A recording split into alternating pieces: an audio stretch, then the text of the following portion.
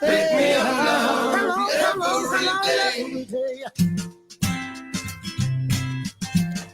Hello, everyone. Christ is risen. Hello, Father Matthew. Are you there? Or are you frozen? Hey. Christ is risen. There, I was. Indeed, he is risen. Good afternoon to you. Good afternoon. Welcome to Stories That Work. I'm Deacon Adam. I'm Father Matthew.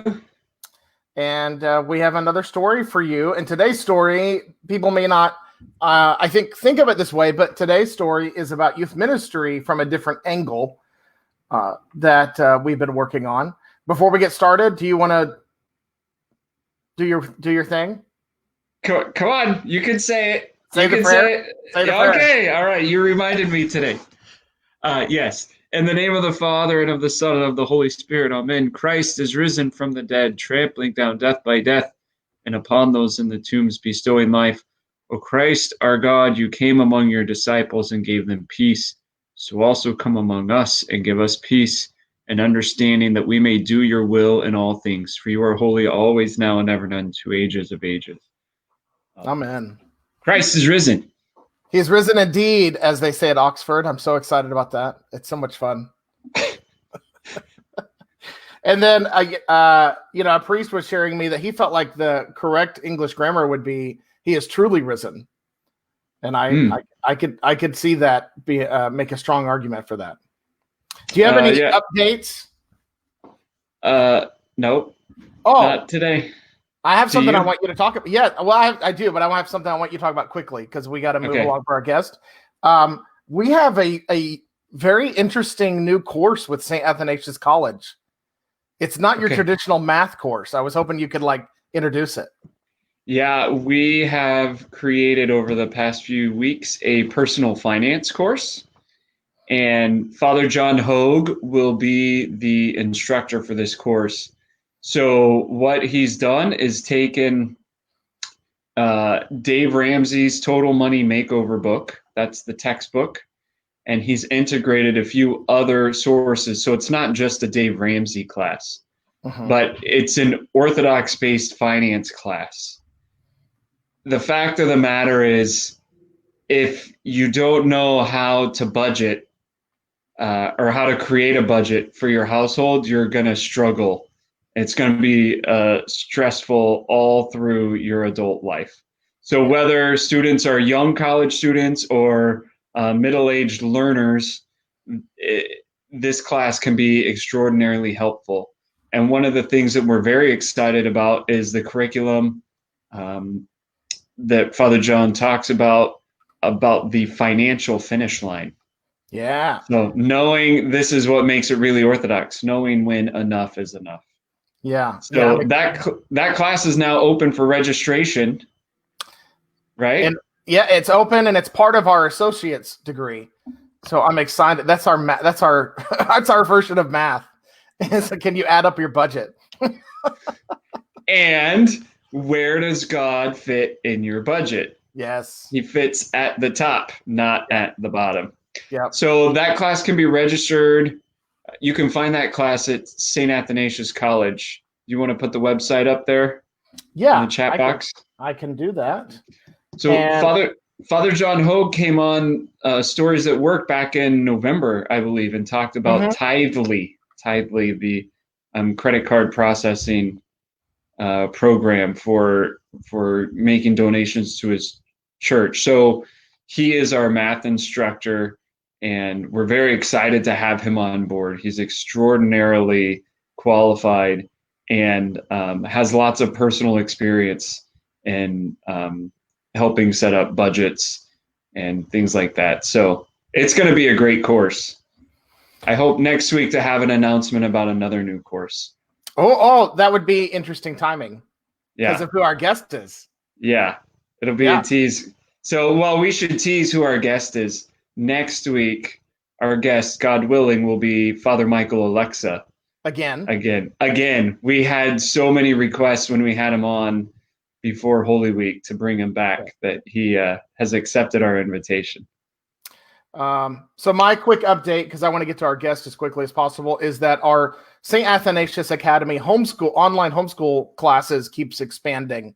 It's so exciting. We just added American Civics, and civics is such an important class for high schoolers that don't know our founding documents, our founding fathers, don't understand how America works. And we have Deacon Vasily Hinkle, who has an incredible resume out in the Northwest. Very excited about him teaching this class. He is fully qualified. He's been an elected representative before he was a deacon. Now he's in an appointment position, which is interesting. And so he's done a fantastic job of putting together an American Civics courses, which a lot of our high schools had dropped, sadly. So this is an important class for us. And then we're also making some updates. Looks like we're going to be adding Algebra 1, which is important. Looks like we're also moving. We've grown so much. We tried to keep all our classes on Wednesdays, and we're now spilling over into Friday, which is a good problem. So we're moving some classes over to Friday. I think we're going to be moving. We're in the process of moving. It looks like Our Thoughts Determine Our Lives, which we're going to talk about today, to Friday. And we've moved American Civics to Friday. We're looking at a high school version of personal finance. A lot of high schools now are requiring a personal finance course. That's a 1-semester course. So that's going to be on Friday as well. So many developments. I put the link in the comment section, saaot.edu. And then for the college, if you're interested in what we're doing at the college level, where we mentioned Father John Hogue is teaching, is our new edition, satathanasiuscollege.org. And those are my updates. I'm trying to zoom through them. Sounds good. Even though we're not on Zoom. I know. You're Zooming. Yeah. So here comes our guest. Hello. Were you ready? Were you ready for us, Father Paul? Christ is risen. Always ready. He's risen Always indeed. I'm glad you're ready for me, because I know I can be a bit abrasive and I need to calm down while I drink my coffee. Not at all. Not at all. Maybe it's time to switch to decaf. I don't know. You utter such blasphemy to me again. This is like a millennial flashback to Teenage Mutant Ninja Turtles. I don't know if did you ever see the original from the 80s? Of course. Yeah. So April O'Neil's like all stressed out, and then Michelangelo's like, time to switch to decaf. And then that was like, we all said it way too much after that because we had no idea what we were talking about. It sounded cool. I skipped that part and I went straight to the roundhouses to the head. Yes. Oh my God. I love that movie. That was such a good movie. So anyway, it has nothing to do with, even though it's a kid's movie, we're going to be talking about youth ministry and we're not talking about kids' movies today. But before we get into it, why don't you introduce yourself before we get into today's topic? I'm Father Paul Girgis. I'm the priest at St. Paul Orthodox Christian in Naples, Florida, course with the Antiochian Archdiocese. Been down here this will be my 3rd year. Time flies, it really does. I graduated from St. Vladimir's almost 3 years ago. And I've got my wife, Juria Thekla, Dana. Many of you know her as Dana Girgis. And then our 4 kids, Elijah, Anna, Jacob, and Gabriel. So 8, 6, 3.5, and 9 months. All and right. Here we are. I'm glad to be here with you guys. And I think there's so many beautiful things happening online in terms of orthodoxy, but especially in the Antiochian Archdiocese. I feel like we're ahead of the game. It's not about bragging rights. It's just about, I think we're really focused on the right things. I think it's beautiful.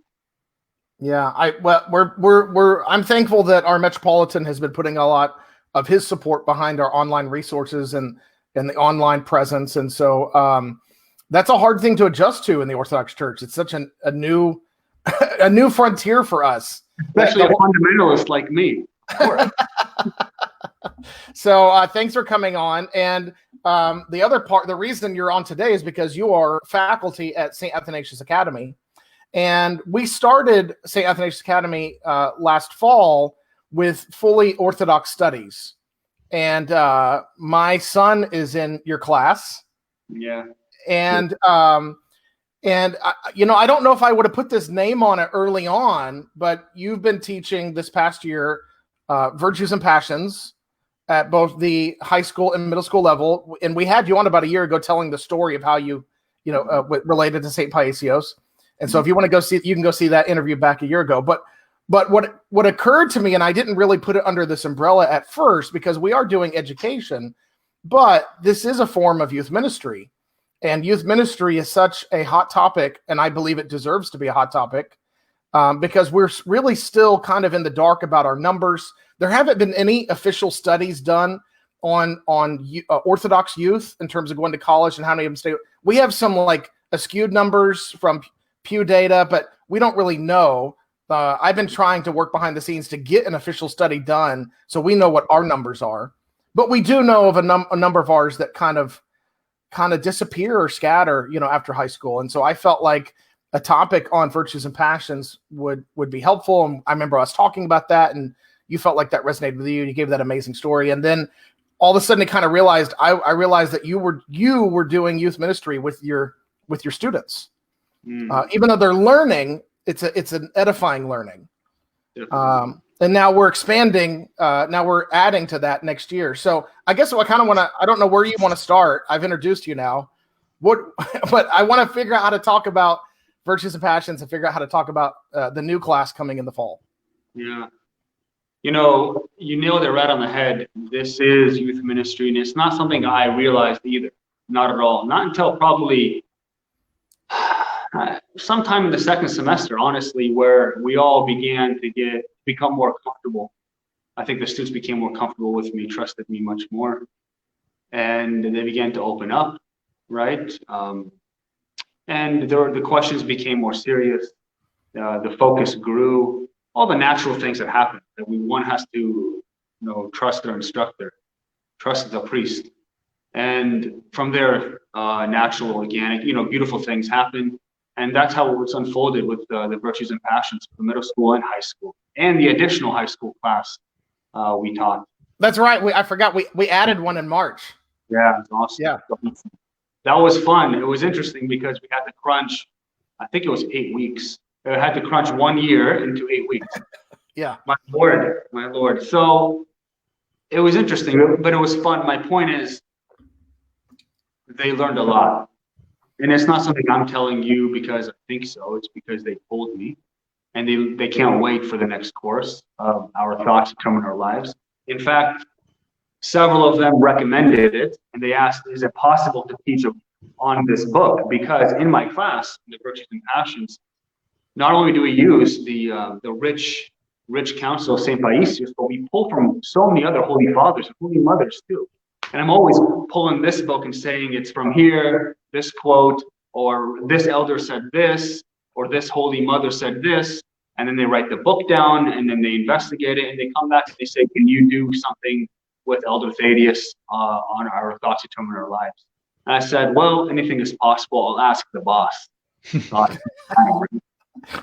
And I said, he's a bit of a slumlord, but maybe he'll let us do it. That's so kind of you. I'm a kind guy. What can I say? That's the nicest thing that's been said about Deacon Adam in the last 2 weeks. Wow. Someone needs some virtue. Anyway. 2 weeks ago, another teacher compared him to Donkey from Shrek. I'm going to put that in my back pocket. We'll use that next year. But we asked, and by the grace of God, it opened up, and here we are. We're talking about this new book, this new course. And as I told the students that were interested, this is not a book study by any means. Mm-hmm. This is a cultivation of the message of the text, of what Elder Thaddeus is teaching us, which the Holy Fathers are teaching us, that our thoughts literally determine our lives. And then we're going to pull from other holy men and women that talk about certain subjects like monasticism, spiritual struggle, peace, humility. The list goes on. What can we say? In fact, I've got the table of contents here. The fallen world, on love, on prayer, on repentance.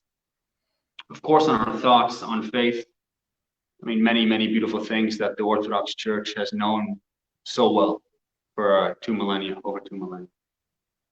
So will this class be for an entire year, fall and spring semesters? That's the plan. Definitely. It's nice. It's less rushed, and we can. The kids talk.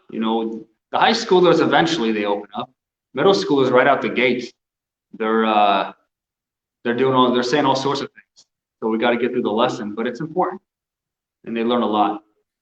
So we need a year, definitely. Wow. Well, I guess it's not for middle schoolers yet. So Yeah. it's just for school, but I'll take a year, drag them through it. I think this is someone I was talking about these courses along with a course that I'm teaching in the fall, and I realized I was a little unsure, and I think you may have helped me with this on if someone's looking at either Virtues and Passions or Our Thoughts Determine Our Lives. Would you say in the ideal scenario to take Virtues and Passions first, or does it matter? Is it okay to do one or the other and then the? Well, I guess I'm not wise enough to know which first, but I'd recommend Virtues and Passions because that was the first one we taught. That's just the way it came about. I didn't get a book from the nun in St. John and Suroti, where St. Paisios rests. The book wasn't Our Thoughts Determine Our Lives. The book was Virtues and Passions by St. Paisios. Do you have this? So I say that one first. Yeah.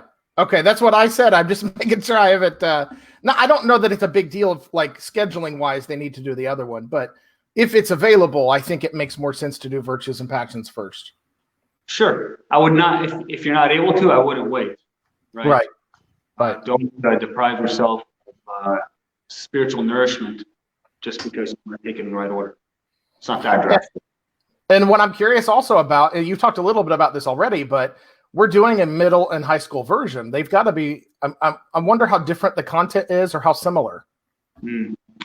Well, I mean, in terms of Virtues and Passions. Yeah, Virtues and Passions. This past year, what was it like? The middle schoolers can only handle so much, of course, and the high schoolers, their subject matter is much more serious. I think that's just how it's unfolded. We can talk about, of course, more raw things, more serious things. But the middle schoolers have a lot of confusion. They're very confused at this age, a lot of crossroads. And so whether it's middle school or high school, everyone is refreshed to be pointed in the right direction by this class. And this is the feedback I've received, is that I learned so much. This is the best class I've ever taken. I can't wait for Our Thoughts Determine Our Lives. You've helped me so much. This is the point. This is the ministry. I think whether it's middle school or high school, whichever way I teach it, which is not that different, to answer your question, the fruit of it is the same, which is beautiful. Mm-hmm.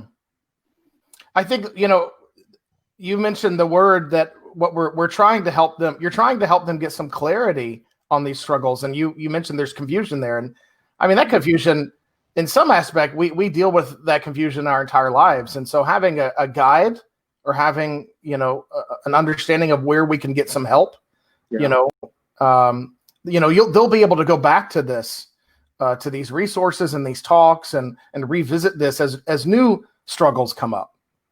And they will come up. And that's what I remind them. Write this down, I say. Write this quote down by St. Isaac the Syrian from his ascetical homilies. Write this down and keep it close to you. Put it on your mirror. Do not forget this. Say it to yourself all the time so you remember it and you can come back to it, because it's very clear what the message is, whatever it may be. And they write it down and they remember it. And then I ask them about it in consecutive weeks. And I see they're cultivating these things. Mm-hmm. It's very illuminating for them. It's good. Father Matthew, do you have a? It's okay. I don't have a question off the top of my head. I'm fascinated. It sounds really wonderful. And I guess one question is, practically speaking, how much time every week are you spending with the students, and how many students are in the class? I was looking at the roster for participants the other week, and there's some that I didn't recognize. I'm not sure if they aren't able to attend on time, so they watch the recording or not. But actually, Deacon Adam can probably tell me a lot. He could probably give us a more accurate answer. Because some days I'll have just a little handful. Other days it's a crowded Moodle room. So Deacon Adam can answer that a lot better. Yeah, so this past year, our class, in our launch, and we were trying to figure things out, we had classes that were allowed to go up to 90 minutes. and we had a full range of anywhere from 45 to 90 minutes in terms of middle school and high school. This next year coming up, we've adjusted everyone in middle school and high school to a 50-minute class limit. So they have 45 to 50 minutes. They get a 10-minute break, and because a number of ours are going to take them back to back.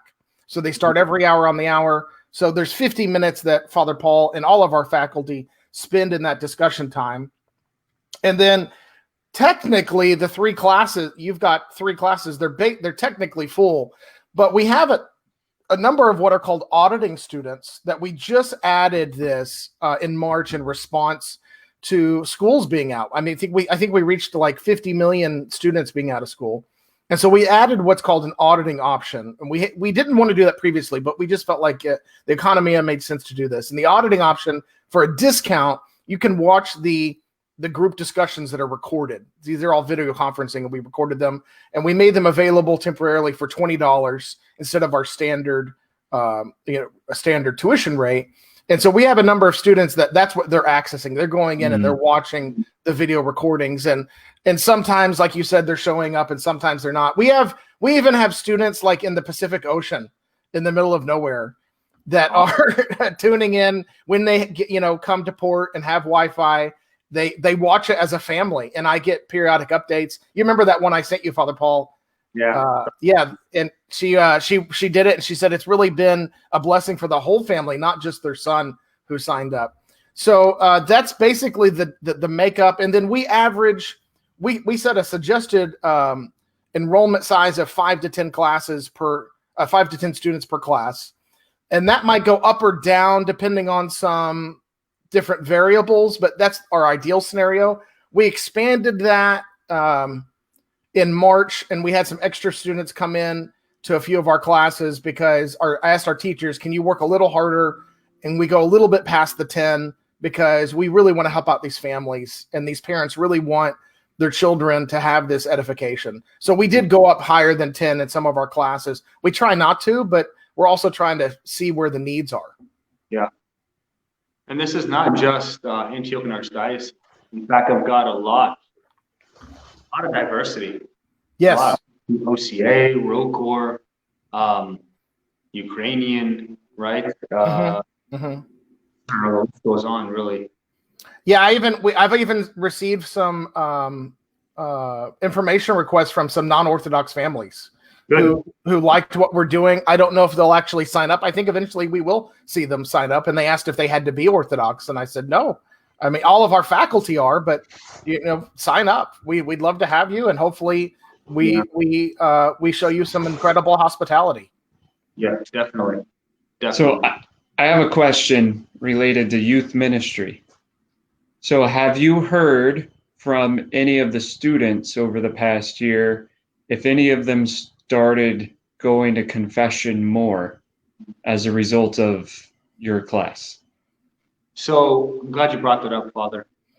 I haven't heard feedback like, hey, by the way, I now do this. But during my class, during the classes, the high school and middle school, and we covered this in Virtues and Passions. We covered so much ground from the ground up. We have to. And we talked about the medicine of the soul, right? The confession, the medicine of repentance. And I asked them, do you all go to confession? Have you all been? How often do you go? And then I encourage them to go more often for those that don't. I mean, I don't point anybody out, but generally speaking. Sure. Do you have a spiritual father? Do you have a father confessor, priest that you trust and have a good connection with and are able to go to? And then throughout the lessons, my encouragement about, let's say, the passion of envy and jealousy, judgment, is you have to know yourself. You have to be vigilant and watchful. This can be done in confession with your spiritual father, your father confessor. You guys can't take this and leave this out. It's got to be a whole package. So our entire life is an encouragement to go to confession, to participate in the entire sacramental and aesthetical life of the church. So I think if we do this right, this is just happening. But I haven't heard confirmation, of course, but in discussion, the connection is real, and I'm encouraged by the response. I'm glad you're Sure. encouraging them too. They need probably encouragement from multiple angles. Yeah, definitely. I mean, there's some things they haven't learned or realized, right? I mean, this is St. Paisios. He's got all sorts of things we haven't learned. So of course, there's going to be a lot of light bulbs going off, and that's just the best when you see that in their face. Yeah. Yeah. Well, I think that. Go ahead, Father. one Last question. Like 4 minutes. One last question. What have you learned from teaching this class? Yeah. Or these classes? I have learned that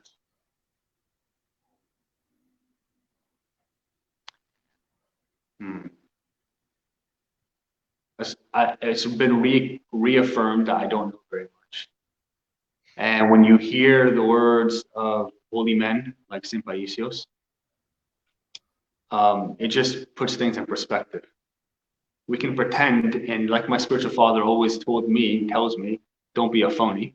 We can pretend we're one way, but when things hit the road and you begin to remind yourself of what the potential is for us, right, to become saints, you realize the huge gap between myself and St. Paisios. And so to teach these things are so humbling. It's kind of frightening at the same time, because it's like I'm saying these things and you have to be extra careful.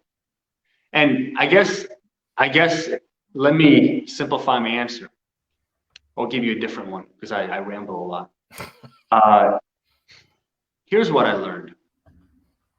When we teach as priests, as Orthodox Christians, but especially as priests, as clergy, let's say, you teach something to someone, get ready for the attack. Get ready for the attack. The demons love to mock us. And if we teach about envy or jealousy or anger, get ready for the temptations to fall upon you to see if you've learned anything, or so the demons can just simply say, you've taught this and look at yourself now. Mm-hmm. So this is what I learned.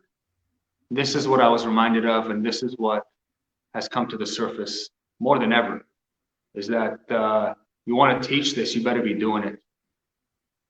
You better be doing it. Absolutely. I think more than anything, young people, especially middle school, high school students, they want sincerity. Yeah. I don't think they're looking for perfection as much as they're looking for sincerity. And that makes a big difference, knowing that you're living the life and doing everything you can to live the life that is being laid out. Definitely. So authenticity for sure. Yeah. Sure. Any final words from you, Father Paul, before we say until next week? Nothing from me. I've said enough, and I've said too much. But okay. Thank you again for these opportunities. Keep us in your prayers. God's will be done. Christ is risen. Christ is risen. I'll give you a couple of things coming up online. Tonight, Father Raphael Barberg will be doing his book study on leading a book study on parenting toward the kingdom. I can't remember how many weeks he's into it, but he's doing a great job. I'm thoroughly enjoying he's so soft and easy to deal with, and I just love it. So if you haven't tuned into those, they're all recorded. You can go watch them if you want to get caught up. He does a new concept every week, so if you want to jump in tonight, that's okay if you haven't seen the other ones. He does a new concept every week. Then Monday night, we have Ask Abuna. That's available over at St. Athanasius Academy's page. Tuesday night, we have Jonathan Jackson returning, leading a study on his book, The Mystery of Art. We started that this past week. It's recorded. I recommend going and checking out that introduction. He did a really beautiful job of setting the tone for what are we understanding about art and beauty and what that makes sense, and went into chapter 1 a little bit. And then Wednesday night, like we just had last night, Father Matthew and his father, Father Stephen, are doing a study of Genesis 1, 2, and 3, when that's going well. So we're trying to bring lots of resources to you online while we're in the middle of a lot of us still staying home. I think parts of the country seem to be opening up, but there's still a lot of people home. And a lot of a great time for edification. If we're not being edified now, I'm not sure when we're ever going to do it. Yeah. So thank you again, fathers. Christ is risen. Truly is risen. He is risen. All right. Until next time.